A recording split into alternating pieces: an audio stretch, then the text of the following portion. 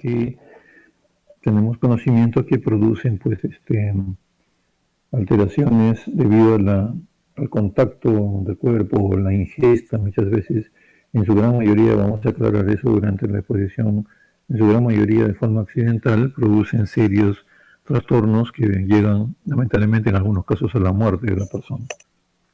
Vamos a definir entonces este gran área, este gran rubro de la medicina forense encargada del estudio de sustancias tóxicas, como la toxicología forense es una ciencia que estudia las intoxicaciones y los venenos, las sustancias tóxicas que las provocan. La concepción o definición de veneno es toda sustancia que actúa sobre el organismo química y fisiológicamente, ¿no? O sea, hay un daño que se ocasiona muchas veces en forma local y también se altera el normal funcionamiento de los órganos, de los sistemas, de los aparatos componentes de nuestro organismo.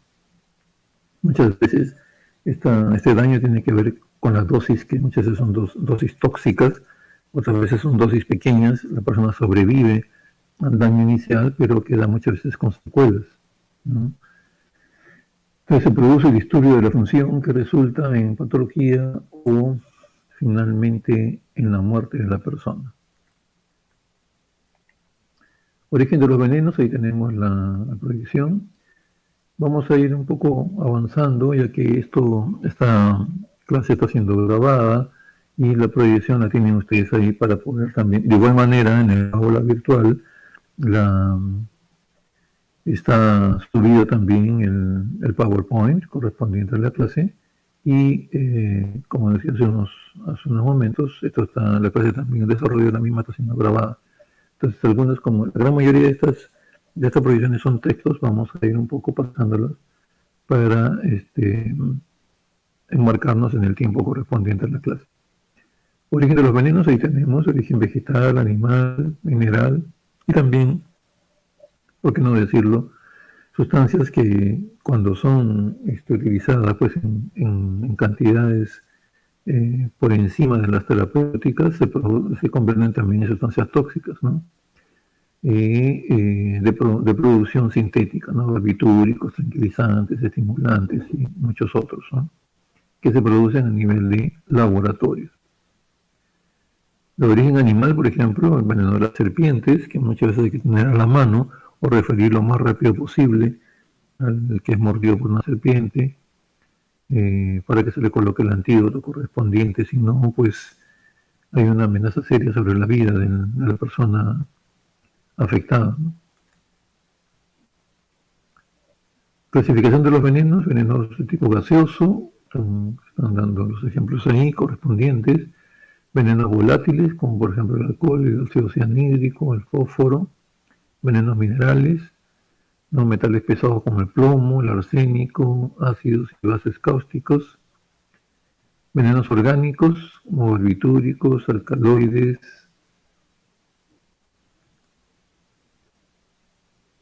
La etiología médico-legal de las intoxicaciones. Sabemos en líneas generales que la gran mayoría, el gran porcentaje de situaciones que se presentan como intoxicación por elementos de tipo tóxico, básicamente caen en el área accidental, ¿no? Por el contacto con el veneno, con la sustancia tóxica, por su ingestión, ¿no? Accidental. Hay una gran población que es vulnerable, que son los niños, que muchas veces por su propio ánimo de investigar una serie de cosas, no todavía están formados para determinar el peligro de tener una sustancia tóxica en sus manos, ¿no? Que puede ocasionar un efecto local si entra en contacto con su piel o si se ingiere, efectos mucho más dañinos. Entonces la gran etiología es básicamente accidental. La homicida, realmente no hay muy poca experiencia, sobre todo tratándose de muertes violentas, demostradas, investigadas y demostradas fehacientemente de que haya sido un acto homicida, que se le haya obligado a la persona a tomar o ingerir un elemento tóxico, ¿no? Y la suicida sí tiene un porcentaje también bajo, ¿no? Que en ciertas épocas, no tanto unos años atrás o por ciertas épocas del año, muchas veces eran cíclicas, pero ya en los últimos meses, últimos años, ha bajado enormemente la cantidad de ingestas de sustancias tóxicas, este, y vemos, ¿no? Aunque esto es por supuesto empírico, porque no hay datos, digamos, de investigación que demuestren, pero vemos más o menos por la frecuencia estimada, por nuestra permanencia en la actividad forense y sobre todo tanatológica forense, que se recurren más que a ingestas de sustancias tóxicas, de venenos, básicamente a elementos de tipo mecánico, ¿no?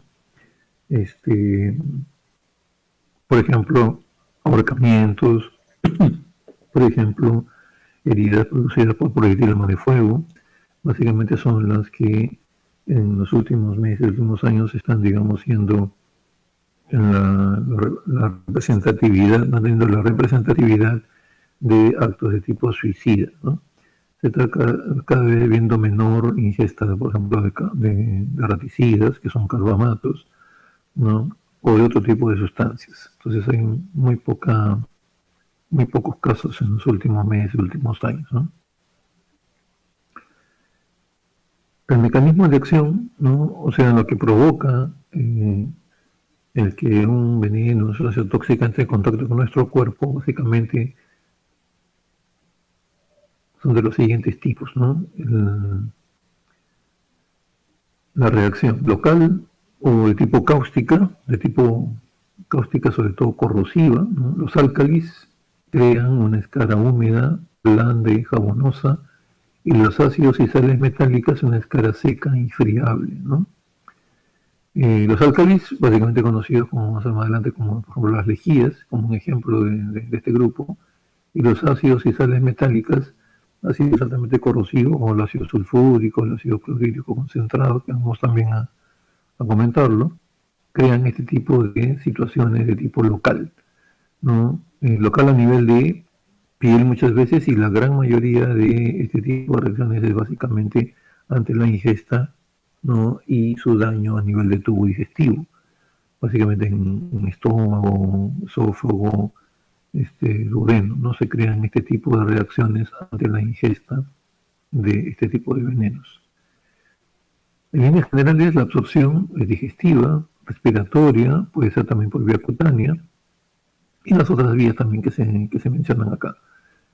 La fijación, hay afinidad mono o politropa, bueno, así se menciona de esa manera, dependiendo el órgano y también la sustancia, ¿no? Vamos a ver más adelante, hay ciertas sustancias que tienen gran afinidad por determinados elementos a nivel corporal. La eliminación también de estos venenos se da a nivel de sistema urinario, ¿no? A nivel del sistema respiratorio también, a nivel del sistema glandular o de algunas mucosas, a nivel de la piel también.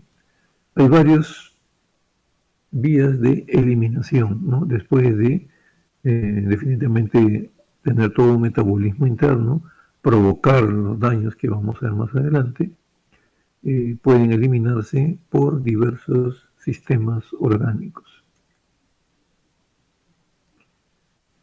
En su gran mayoría las reacciones de biotransformación de tóxicos se dan básicamente a nivel del hígado, ¿no?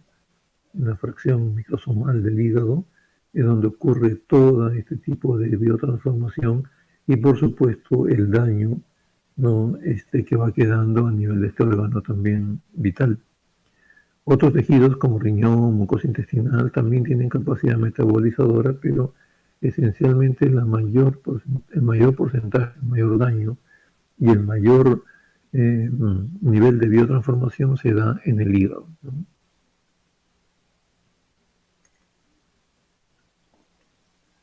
Intoxicación por cáusticos. En química se dice un producto es cáustico cuando quema los tejidos, cuando produce daño local extremo, ¿no? O grave. Son fundamentalmente ácidos minerales, el ácido sulfúrico mencionábamos, el ácido nítrico, el ácido clorhídrico, ¿no? Sobre todo el ácido clorhídrico concentrado es el conocido ácido muriático. ¿Para qué se ha utilizado?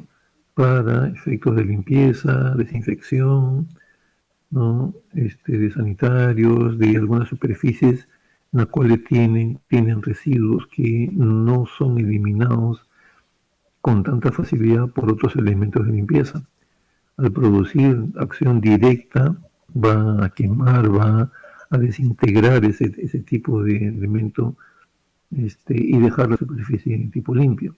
Estamos hablando de situaciones, pues, de elementos que no son de tipo orgánico.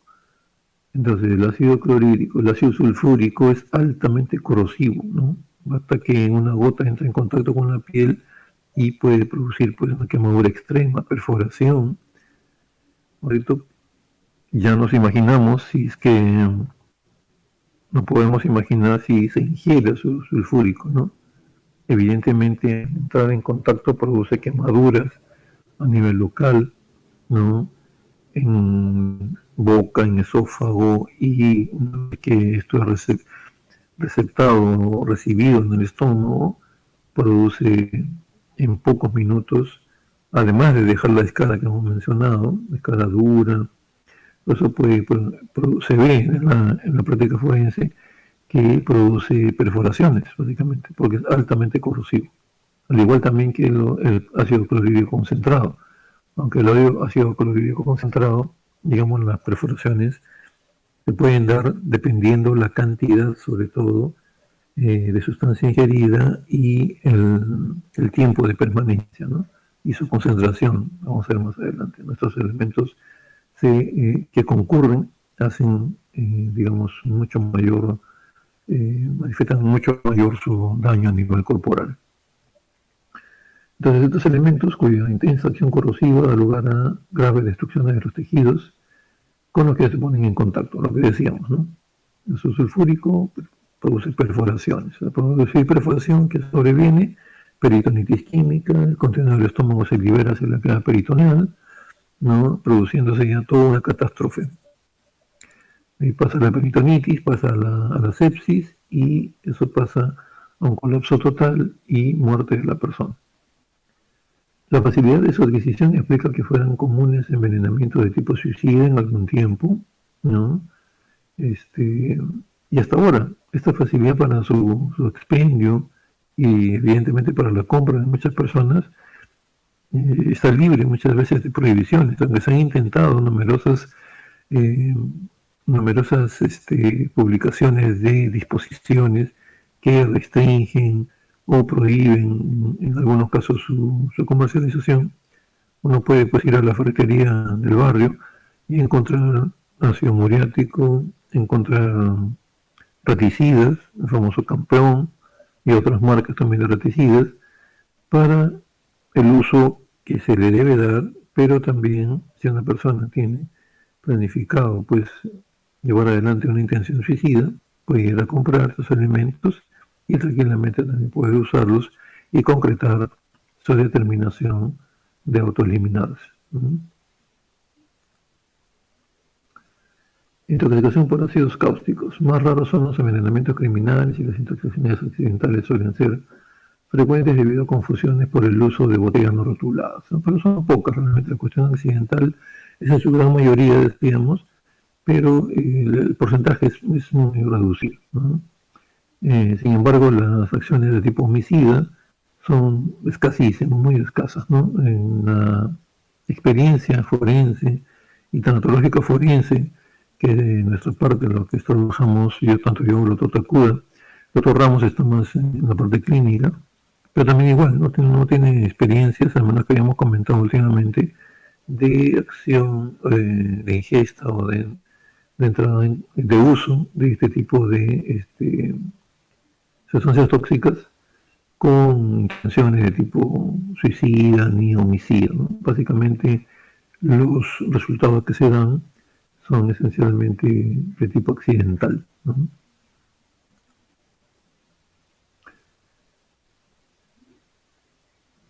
El mecanismo de acción de índole química consiste en la coagulación y deshidratación de proteínas de los tejidos, ¿no? dando lugar a una necrosis seca, decíamos, de la que resulta la formación de escaras, ¿no? La escara formada limita la penetración del ácido, reduciendo así su daño quístico, ¿no? O sea, produce una quemadura, si bien es cierto, que puede llevar a la perforación del tejido, pero muchas veces se crea rápidamente una escara, la cual en cierta manera limita el daño posterior, ¿no?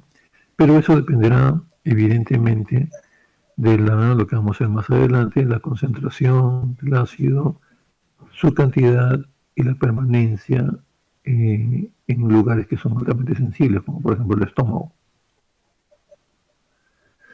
La sintomatología desde el momento de la ingestión se inician dolores muy severos, ¿no? Seguido de vómitos alimentarios y hemorrágicos. ¿Hemorrágicos por qué? Por el daño tisular, ¿no? Por la quemadura que se produce y por supuesto la exposición de los vasos sanguíneos que tienen un gran daño y evidentemente comienzan a sangrar. Hay vómitos alimentarios hemorrágicos de color pardo debido a la hematina ácida. Luego enfriamiento de extremidades, ¿no? Taquicardia, pulso débil, irregular, convulsiones y puede llegar al colapso mortal.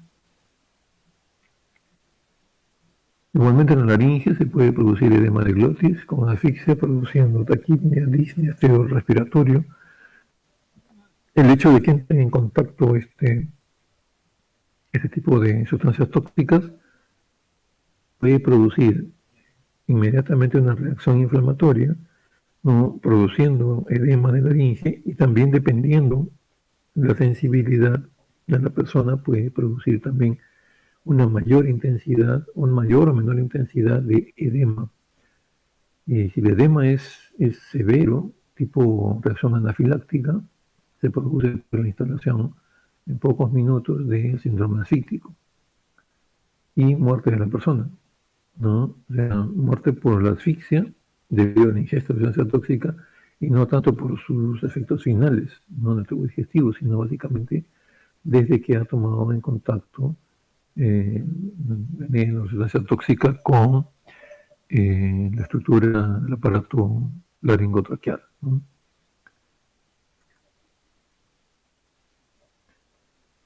Si analizamos ya a la ultraestructura, anatomía patológica, el estudio histopatológico, las lesiones se hallan en todos los segmentos digestivos, por lo cual pasó el cáustico, como la laringe, esófago, incluso la laringe con edema de glotis, lo que mencionábamos, siendo de la mayor intensidad en el estómago. ¿Por qué? Porque es donde va a caer y donde va a haber la mayor recepción en cuanto a tiempo y en cuanto muchas veces a cantidad, y va a producirse mayores lesiones a este nivel en el estómago.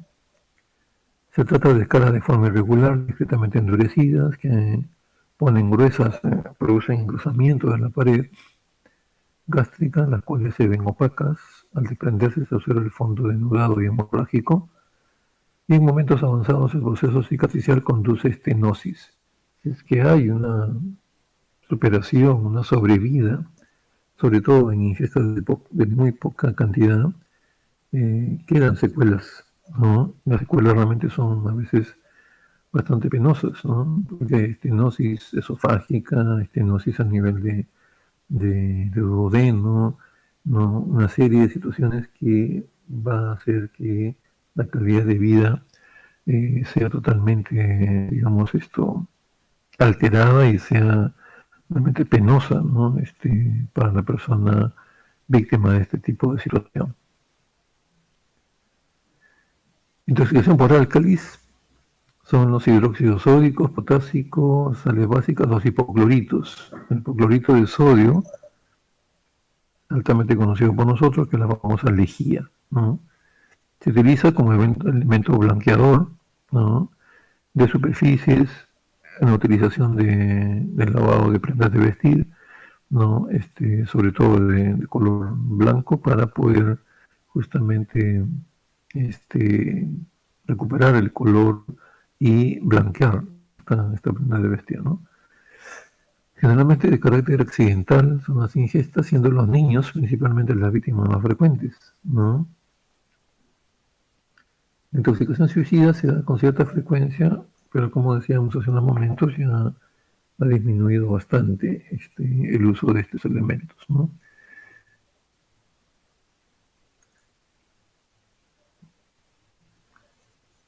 Hablando de la fisiopatología, las propiedades cáusticas están relacionadas con eso es lo que mencionábamos hace unos momentos. Hay que poner bastante énfasis a estos tres elementos. Las propiedades cáusticas, el daño que va a ocasionar, está relacionado con tres elementos. La concentración, el pH, su viscosidad, este elemento, el volumen ingerido, correcto, y el tiempo de contacto condicionan directamente su acción más dañina. ¿Ok? Entonces, tres elementos: concentración, volumen y tiempo de contacto con los tejidos, esencialmente el estómago. Estamos hablando de ingesta de sustancias tóxicas. Tres elementos que no hay que olvidar: la concentración, volumen y tiempo de contacto. No es lo mismo tomar un pequeño sorbo que tomar pues, una media botella de lejía, ¿no? La concentración es mayor, el tiempo de permanencia en el estómago, si es que no se toman las medidas de emergencia correspondientes, va a aumentar el daño y su concentración, el volumen que se ha ingerido y el tiempo de contacto. Son tres elementos, ¿no? Muchas veces hay niños que toman un pequeño sorbo y como les es totalmente desagradable, pues inmediatamente se quejan, lloran, y bueno, eso no produce a veces daño tan severo, ¿no?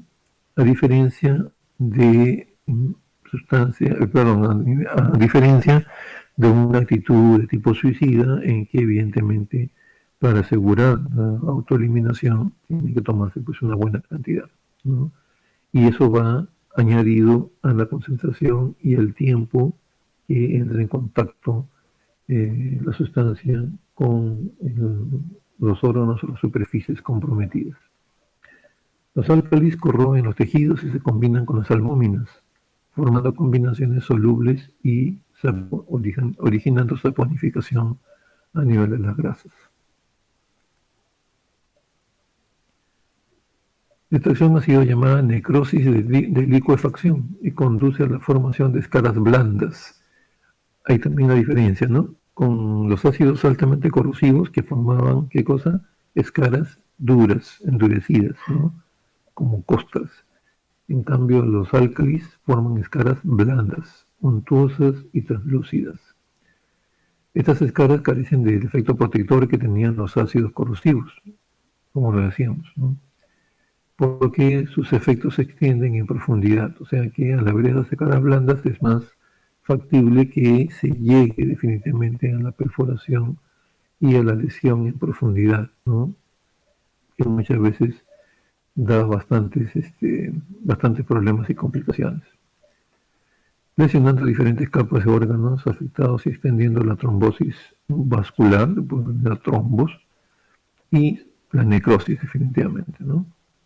Finalmente, las estrecheces, las estenosis que se pueden originar, ¿no? Son más intensas y extensas que la debido a ácidos corrosivos. El ácido corrosivo hace fundamentalmente su acción local, muchas veces, de gran cantidad de veces, a veces perfora, pero esto evidentemente da una progresión rápida hacia la muerte de la persona, pero este tipo de álcalis más bien produce o lleva, si hay cierta sobrevida, ¿no? A estenosis, correcto, intensas y más extensas, condicionando pues una sobrevida, digamos, con complicaciones bastante penosas muchas veces. Entonces ya encontramos un poco de diferencias, ¿no? Entre ácidos altamente corrosivos y los álcalis, en el efecto histopatológico no producido.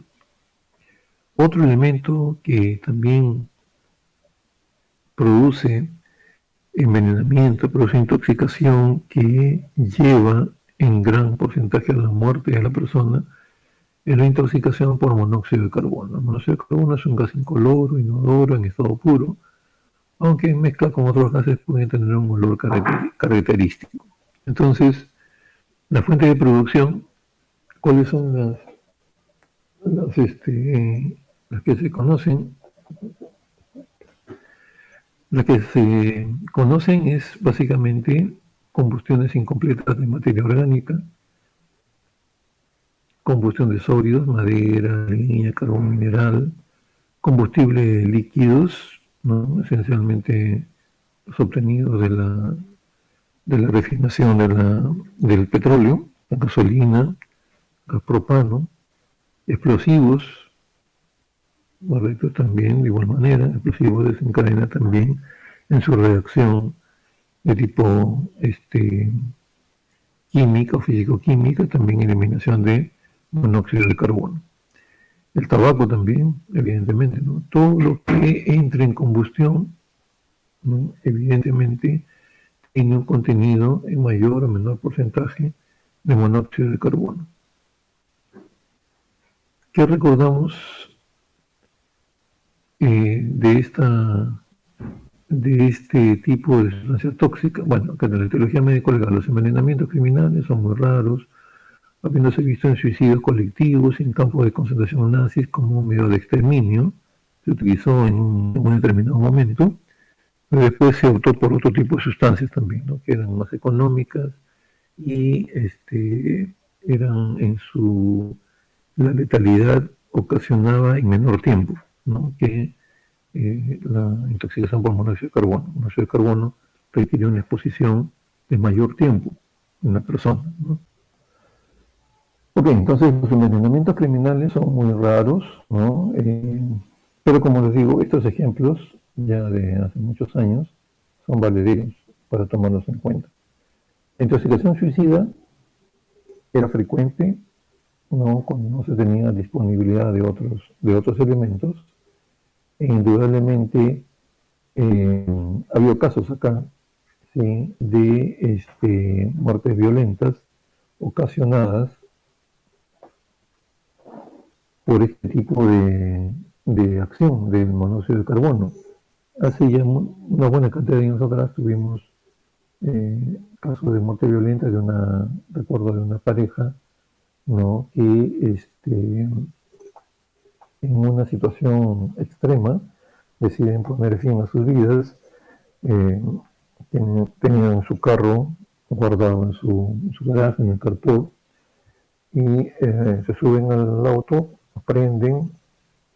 Previamente se habían asegurado tener un tubo de PVC, plástico flexible, que ponen desde el tubo de escape del carro hacia una de las ventanillas posteriores. Cierran bien ajustando este tipo de elemento y previamente toman también algunos somníferos y evidentemente transcurren casi toda la noche con el motor encendido y por supuesto con la eliminación del monóxido de carbono debido a la combustión de la gasolina, se intoxican y al día siguiente son encontrados fallecidos, ¿no? Ambos.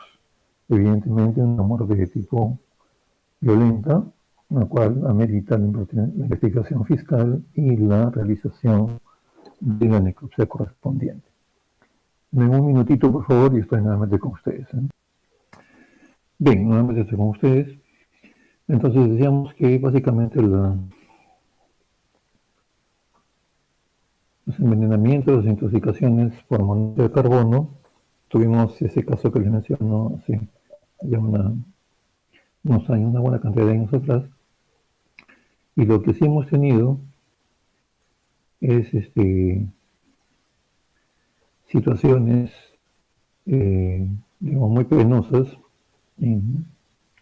como se menciona aquí también en la proyección, en grandes incendios que han terminado con la vida de muchas personas, ya hace una buena cantidad de años también, en el año 2001, ustedes recuerdan en las noticias de este tipo, digamos que son muy impactantes, el evento de Mesa Redonda, en la cual fallecieron varios centenares de personas, pero muchos quedaron, digamos, impactados por el estado en que se encontraron los cadáveres, que eran prácticamente en su gran mayoría carbonizados, pero la carbonización no sucedió en vida, sino la carbonización fue post-mortem, que ocurrió primero como causa de muerte en casi en el 100% de las personas, que se demostró con los altos porcentajes de carbohemoglobina encontrados en los cadáveres que ocurrió la intoxicación por monóxido de carbono. O sea, se estableció un síndrome asfíctico por inhalación de monóxido de carbono demostrado por los altos contenidos de carboxihemoglobina. Eso quiere decir que la persona ha estado respirando humo, gran cantidad de humo, con gran cantidad de monóxido de carbono, y que se estableció su muerte por asfixia. Posteriormente eso llega ya al fuego, las grandes lenguas de fuego, nos queman y llegan hasta el cuarto grado de quemadura, que es la carbonización. Pero ya estaban muertas esas personas, la carbonización ha sido post-mortem. Ese es uno de los luctuosos sucesos que ocurrió ya hace más de ya 20 años, el próximo año. Y uno que sucedió ahí nomás a los pocos meses fue la muerte de 28, 29 jóvenes en el famoso incendio que hubo en la discoteca Utopía. Correcto, esas fueron por maniobras totalmente también riesgosas que desencadenaron el incendio, ¿no? La combustión de grandes cantidades de material inflamable dentro de la discoteca, lo cual generó gran cantidad de monóxido de carbono, ¿no? Y esto se añadió la irresponsabilidad de que las rutas de evacuación, muchas estaban cerradas, no se prestaba las debidas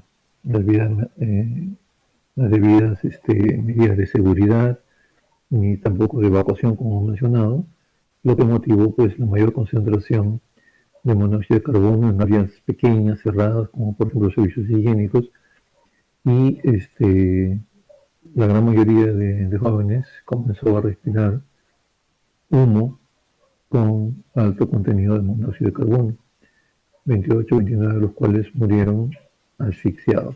Nuevamente nos encontramos con la causa de muerte como asfixia por inhalación de monóxido de carbono. En este caso los jóvenes no tuvieron ningún tipo de quemadura. Esencialmente la muerte fue por ese motivo, asfixia por monóxido de carbono, debidamente acreditado después de su necropsia con altos contenidos de carboxihemoglobina. ¿Correcto? Entonces, como dice aquí también, en los incendios, la mayor parte de las víctimas fallecen por esta razón, ya lo hemos mencionado, ¿no? Y tenemos, pues, ¿recuerdan ustedes hace cuántos eran? Pues unos 3 años, 4 años, creo, en el último evento que hemos tenido, en el cual murieron esencialmente dos jóvenes y no quedaron atrapados, sino se demostró también la situación que ha sido ya denunciada, ¿no? Como explotación laboral en la famosa galería Nicolini, acá por cerca de Lima, las primeras cuadras de la Unión Argentina. Dos muchachos que estaban trabajando y por medida de seguridad, los dueños de un container inclusive adaptado como un lugar de trabajo, se habían puesto candados, se habían cerrado para evitar que se roben las cosas según ellos, estén dedicándose a otro tipo de actividad y no lo que tenían destinado a hacer, y no fueron a rescatarlos en ningún momento, ¿no? Como vieron que ya era imposible entrar al lugar de los hechos, murieron. Y se encontró prácticamente una pequeña cantidad de restos óseos carbonizados de cada uno, muy poquísimas partes blandas, pero evidentemente aquí no había, digamos, sangre como para hacer dosajes de carboxihemoglobina, pero por los hechos, producto de la filmación, de la videograbación, se llegó a la conclusión que también igual había sido un mecanismo de muerte, de inhalación de grandes cantidades de monóxido de carbono, ¿no? Por la cantidad de humo que se desprendía, ellos todavía dando señales de vida, y evidentemente pasaron pues unas horas en que ya no no emitían ninguna señal y posteriormente, al día siguiente prácticamente, que se trata de, ya se controla el fuego, se pudo entrar a este lugar, se encontró completamente carbonizado, ¿no? Pero casi en el 100% de casos, por la experiencia forense que se tiene, se puede establecer ya como un elemento común que la causa de muerte en estos casos es la intoxicación por inhalación de monóxido de carbono, ¿no? Y la carbonización es post-mortem. Cuando se menciona aquí, el monóxido de carbono es un veneno sanguíneo que actúa combinándose con la hemoglobina, dando finalmente una carboxihemoglobina. Bloquea el monóxido de carbono la adherencia de ¿qué? Del oxígeno, que es lo que la hemoglobina suele llevar, ¿no? Y hacer todo el intercambio gaseoso en los pulmones y todo ello. El monóxido de carbono tiene una afinidad, ¿no? Cerca de 200 veces mayor que el mismo oxígeno por la hemoglobina. Imagínense esa disparidad, ¿cierto? Entonces, cuando uno está respirando un aire altamente contaminado, estoy respirando humo producto de una combustión en un incendio, entonces sobre seguro que mi hemoglobina se va a saturar rápidamente de monóxido de carbono y eso va a contribuir a mi intoxicación y muerte segura por asfixia, nuevamente que me presente, ¿no? La muerte se produce por asfixia. La sintomatología que la tenemos, ¿no? Hay un periodo precomatoso, la evolución es un poco lenta, ¿no? Cefalea, latido a niveles temporales, sensación de calor, de hipertermia, náuseas, malestar, puede llegar a los vómitos, característica la debilidad o parálisis de las extremidades inferiores, lo cual impide pues abandonar el ambiente en el cual está. Esto producto de afectación neurológica. Después viene somnolencia, escotomas, acentuándose luego la insensibilidad previa al coma, ¿no? Viene todo el periodo comatoso, evoluciona a un coma profundo, con abolición total de reflejos y una respiración totalmente débil, con pausas, puede haber convulsiones y acentuada midriasis. La superficie corporal se tienen manchas rosadas, muchas veces si hay sobrevida, el coma dura 2 a 3 días, si lo sobrepasa el pronóstico empeora, ¿no? Se le produce muerte, aunque recupere el conocimiento, es una muerte cerebral mayormente, ¿correcto? Hay un coma que también se denomina coma hipertérmico, o sea, no regula la temperatura corporal, yéndose hasta, digamos, una gran temperatura, lo cual justamente contribuye a todo el colapso total que se presenta en esto, ¿no? Si sobrevive la persona, va recuperándose poco a poco, cefalgias, confusión mental, inclusive con episodios de amnesia, debilidad muscular, fatiga, no es rara las secuelas de piel, a nivel de pulmones, neuritis periféricas y también reacciones psicológicas o en su salud mental, ¿no? Entonces, realmente la sobrevida de una intoxicación por monóxido de carbono realmente es penosa y deja secuelas, ¿no? Grandes secuelas, importantes secuelas.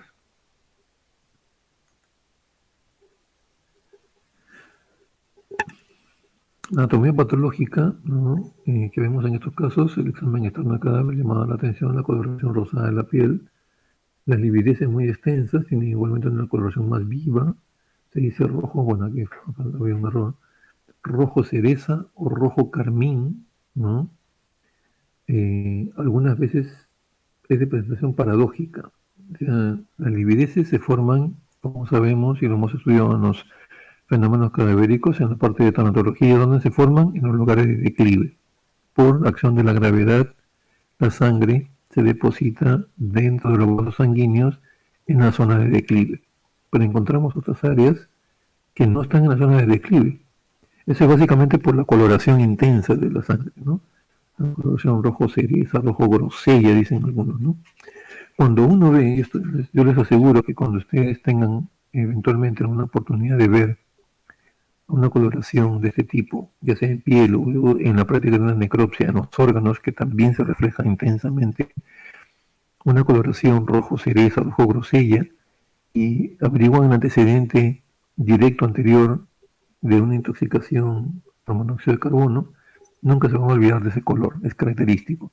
El color normal de la sangre es un rojo vinoso, ¿cierto? Cuando hay congestión, inclusive cuando hay ingesta de otro tipo de veneno, de tóxicos, la sangre se vuelve más oscura, ya no rojo vinoso, sino un rojo medio negruzco. Pero cuando hay intoxicación por monóxido de carbono, el color es único, ¿no? Es un rojo grosero, un rojo intenso, un rojo rutilante, ¿no? Es totalmente diferente. Y uno averigua el antecedente, tuvo un incendio y su fallecimiento por este motivo. Eso lo corroboramos durante la necropsia, ¿no? O si hay sobrevida en un examen toxicológico, este, producto de la evaluación de la persona, y vamos a encontrar un nivel elevado de carboxihemoglobina, ¿no? En el examen interno del cadáver, hablando de lo que es necropsia, como decíamos en unos momentos, serían los siguientes generales de asfixia, ¿no? La sangre es más fluida, ya dijimos en los signos generales de las asfixias, la fluidez de la sangre, cuando hay concentración de monóxido de carbono elevada, es mayor, o sea, la sangre se vuelve más fluida, ¿no? El rojo carmín, rojo grosella, debido a la carboxihemoglobina. Y también igual presentan en la misma coloración los órganos, ¿no? Internos. Esencialmente los parenquimatosos, hígado, pulmones, riñones. El mismo cerebro también presenta este tipo de coloración, que van a ser, digamos, características.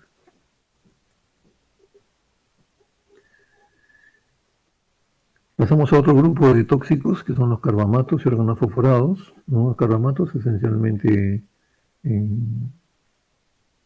conocidos como estas sustancias tóxicas para eliminar roedores, ¿no? Los raticidas, y los organofosforados esencialmente sustancias que son utilizadas para fabricar plaguicidas, ¿no? Ambos presentan casi las mismas características, ¿no? Aumento de acetilcolina por inhibición de la acetilcolinesterasa, hay un disparo permanente de mensajes eléctricos, síntomas potenciales de contracciones musculares, temblores, respiración paralizada. La mayoría de gente, de personas que sufren esta intoxicación, terminan con lo que se denomina tetanización de músculos respiratorios, ¿no? Hay una contracción que se hace casi permanente. ¿Qué ocurre si se paralizan nuestros músculos respiratorios? También vamos a terminar asfixiados porque la función respiratoria no se cumple. Ya saben que los músculos respiratorios, ¿no? Los músculos intercostales, el diafragma, si no están en constante movimiento, ¿no? No se cumple la función respiratoria. Entonces, eso es lo que ocurre. Entonces, ante esta situación de aumento de la acetilcolina, se produce situaciones de tipo muscular y neuromuscular, ¿no? Se menciona que también igual los roedores mueren por este mecanismo, ¿no? Así que se paralizan sus músculos respiratorios y mueren por problemas de asfixia, ¿no? No pueden respirar y mueren por esa vía. Hay miosis intensa en estos casos, ¿correcto?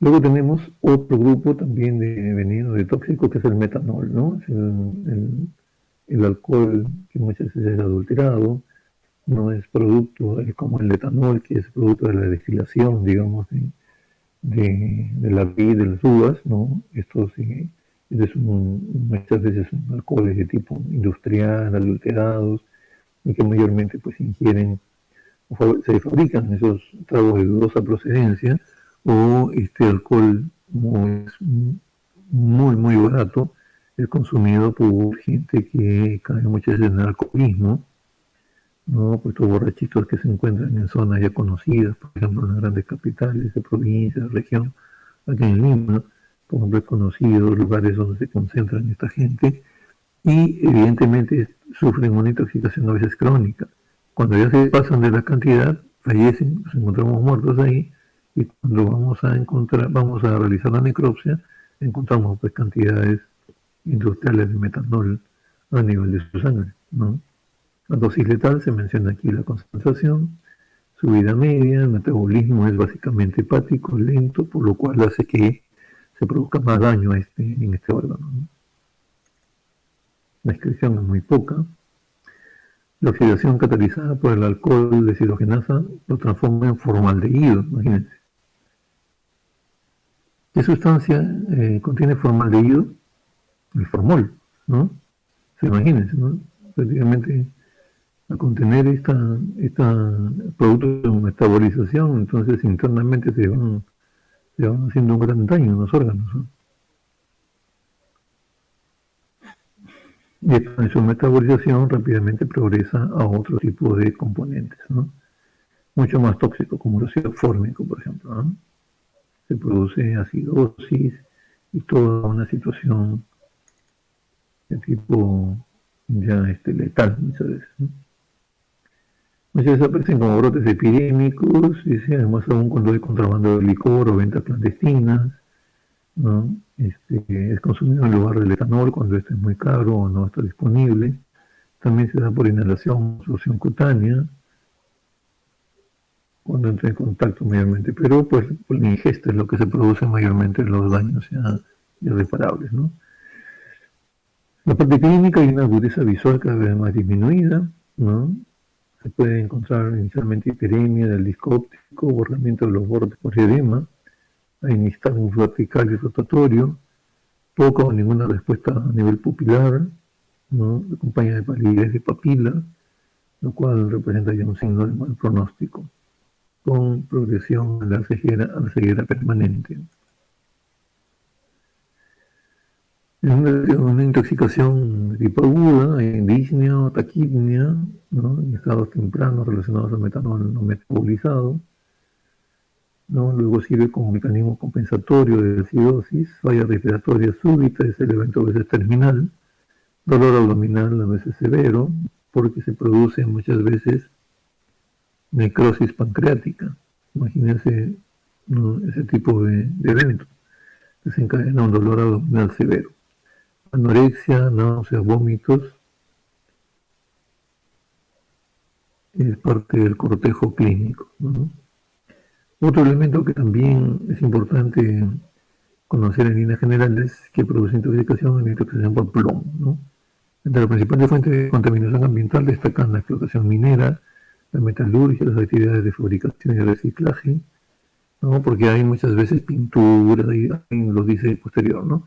Una serie de elementos en los cuales en su estructura interviene el plomo. Entonces, ante la manipulación, el contacto con estos elementos, el vivir cerca a industrias que utilizan plomo en su funcionamiento también expone a la intoxicación, ¿no? Acá menciona también se utilizan muchos otros productos como pigmentos, pinturas, materiales de soldadura, vidrieras, vajillas de cristales, municiones. Ya sabemos en municiones lo que interviene la pólvora, ¿no? Tiene plomo, antimonio y bario, ¿no? En esmaltes cerámicos, artículos de joyería, juguetes que son muchas veces pintados con este tipo de pinturas que están prohibidos su uso a este nivel, ¿no? Siendo un elemento contaminante. Por eso es que eh, en algunos momentos se realizan operativos, por ciertos tiempos se realizan operativos de decomiso de juguetes o elementos que son productos de contrabando, ¿no? En el caso se utiliza pues elementos contaminados o de dudosa procedencia en su estructura, en su fabricación. Y muchas veces al entrar en contacto los niños permanente con este tipo de juguetes, en los cuales han sido pintados o hechos con componentes de plomo, van a determinar su intoxicación también, ¿no?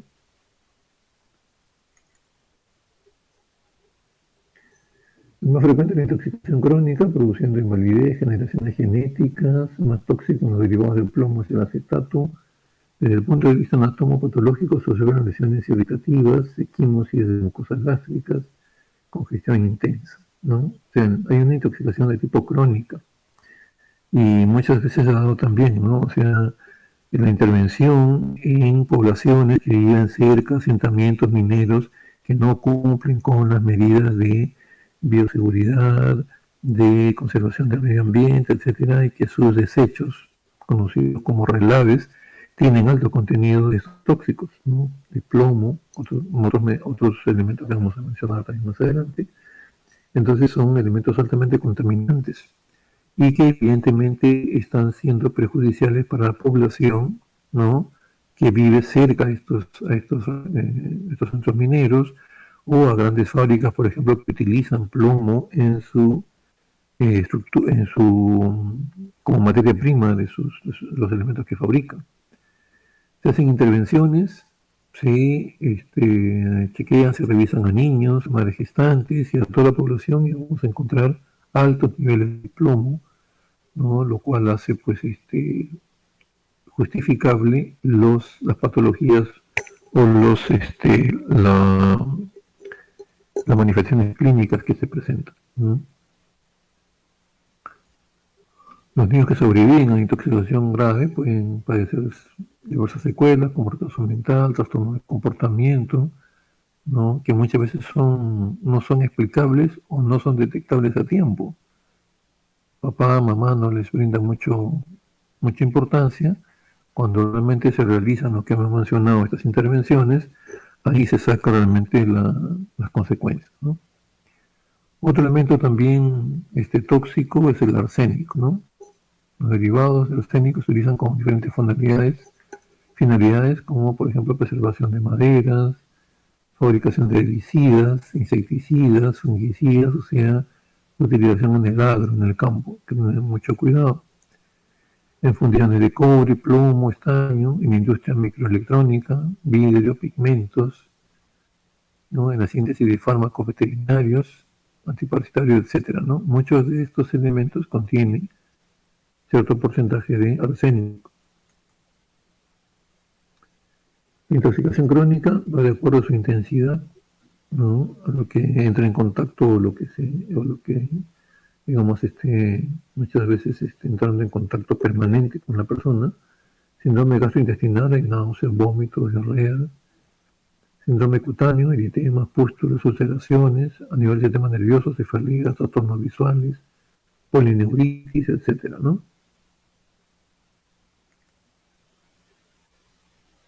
Otro elemento también altamente tóxico es el cianuro.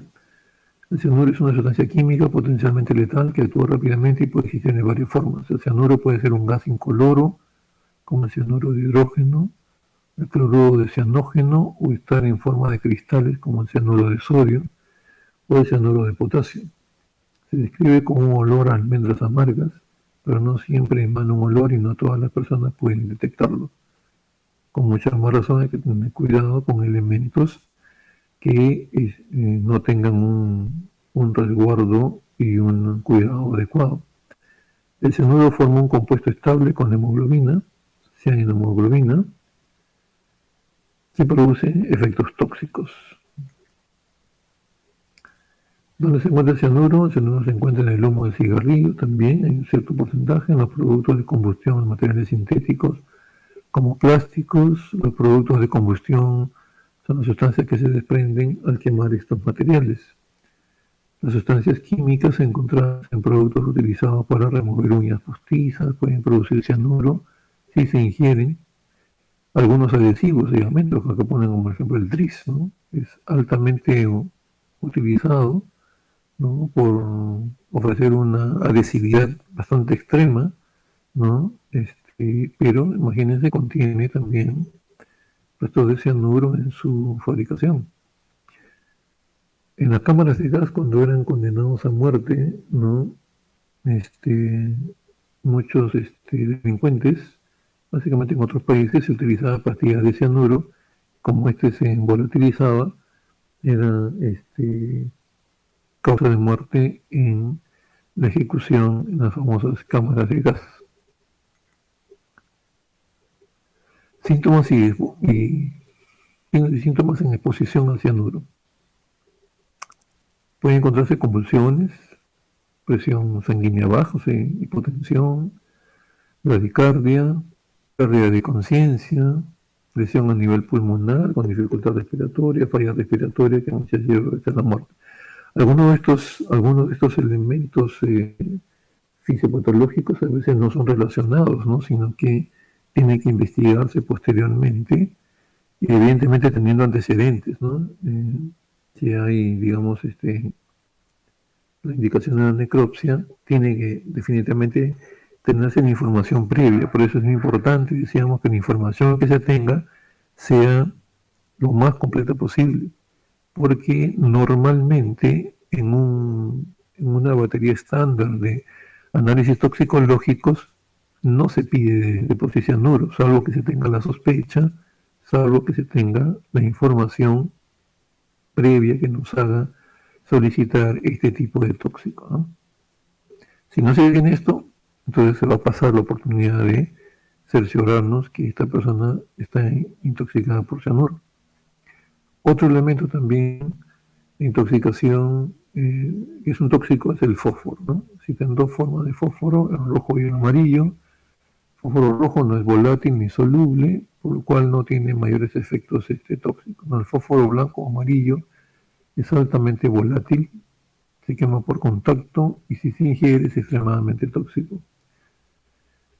Antiguamente se usaba el fósforo blanco para las cerillas y para la pirotecnia. Después se ha usado mucho en los raticidas también. Usamos también órganos fosforados y en algunos también plaguicidas, ¿no? Pero últimamente se usa muy poco, por lo que las intoxicaciones por este producto ya son raras, ¿no?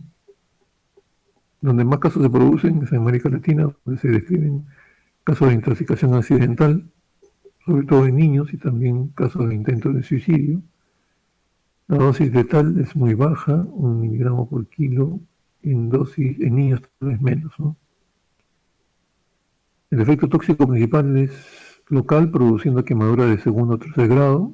Si la cantidad ingerida es grande, puede aparecer la toxicidad que puede llevar a complicaciones, ¿no? Otro elemento también tóxico es el mercurio. La intoxicación aguda por compuestos inorgánicos de mercurio es debido habitualmente a la ingestión accidental o suicida. Estos compuestos, especialmente el subliminado corrosivo, tienen un notable efecto local que se manifiesta por náuseas, vómitos, hematemesis, ¿no? Secundariamente el efecto tóxico y en la hemorragia aparece hipovolemia y shock, ¿no? Este mercurio, a ver, vamos a ver si lo menciono aquí. Ya, está relacionado, este es un poco de historia relacionada al mercurio. Las intoxicaciones profesionales por mercurio se conocían antiguamente siendo comunes en ciertos oficios. Por ejemplo, en sombrereros, en industrias relacionadas con el fieltro, que contenían algún porcentaje de mercurio. Pero a partir de 1953 se empezó a estudiar el hidargirismo, detectar la intoxicación en pescadores. Luego murieron también gatos alimentados con restos de pescados y moluscos y finalmente se detectó mercurio en el agua y en la carne de los pescados, sobrepasando altas concentraciones, ¿no? Esto debido a que muchas veces en los lugares en que se realizaba la pesca eran aguas contaminadas, ¿no? Por diversas labores industriales. Y por supuesto entonces los productos hidrobiológicos también resultaban contaminados. Quienes lo ingerían manifestaban toda la clínica o la fisiopatología producto de esta intoxicación. Por eso la muerte también de felinos, ¿no? De gatos. Se ha reportado muchas veces el mercurio como elemento para el procesamiento también de la industria minera. Y ya está siendo controlado esto un poco, pero hace unos años atrás se denunciaron se iniciaron acciones penales contra algunos grupos mineros, sobre todo grupos mineros pequeños, ¿no? Porque los grandes siempre tienden a cuidarse y a establecer protocolos de bioseguridad sobre la utilización de los elementos tóxicos. el procesamiento de los residuos, de los relaves, ¿no? ¿Qué ocurría con estos procesamientos, perdón, y con estas actividades pequeñas mineras? No controlaban bien sus desechos y los eliminaban usualmente, sobre todo en poblaciones muy altas y en poblaciones alejadas de las ciudades, como suele hacerse la actividad minera. Los eliminaban a la laguna que había cerca de la población o al río, y muchas veces esa población, su única fuente de agua y de productos biológicos, es decir, de pescados o de muchas veces la agricultura también, este, hortalizas, una serie de cosas que sembraban los pobladores, eran regados con las aguas de esa laguna o de ese río. Y por supuesto esa agua era altamente contaminada. Los peces que había en la laguna o en el río, también, así como este ejemplo que hemos puesto a nivel de Japón, también de igual manera, eran contaminados y por lo tanto, quien ingiriera esos productos iba a tener problemas también de intoxicación por mercurio, ¿correcto? Entonces, esto ya fue iniciado en varios casos, en algunos se ordenó ya penalmente de que se cerraran las actividades, en otros que tenían la posibilidad de poder, digamos, instaurar un protocolo de eliminación adecuada de sus residuos, tratamiento de residuos en forma adecuada, que garantice la salud de la población aledaña, continuaron sus actividades y otros definitivamente fueron cerrados, ¿no? Por eso es muy importante. Muchas veces en estas poblaciones alejadas, que no tienen mayor atención, no tienen un médico que vaya controlando por qué aparecen ciertas patologías, ¿no? Y que pueda tener, digamos, esa curiosidad de ligarlas con actividades muchas veces actividades extractivas, mineras u otro tipo de actividades cercanas a las poblaciones, no va a ligar ese tipo de posibilidad. Pero si uno no realiza revisa sus conocimientos y puede hacer ese nexo, entonces va a encontrar explicaciones a muchas manifestaciones clínicas que presentan los pacientes que va a ir viendo de esa población. ¿Correcto? Muy bien, entonces aquí hemos dado una revisión general de lo que es diversa variedad, una lista diversa de tóxicos, de venenos, que es necesario tener en cuenta para traerlos a la memoria cuando presente alguna manifestación clínica que no concuerde con la información que tenemos, ¿no? Siempre pensar y aún más el interrogatorio para buscar ese tipo de nexo, ¿no? Entre la manifestación clínica y probable intoxicación por algún tóxico. Bueno, la probable intoxicación por elementos venenosos o como se llama, manifestaciones de ingesta de algún tóxico, ¿no? O exposición a algún tóxico en general. Bien, ¿alguna pregunta, alguna aclaración?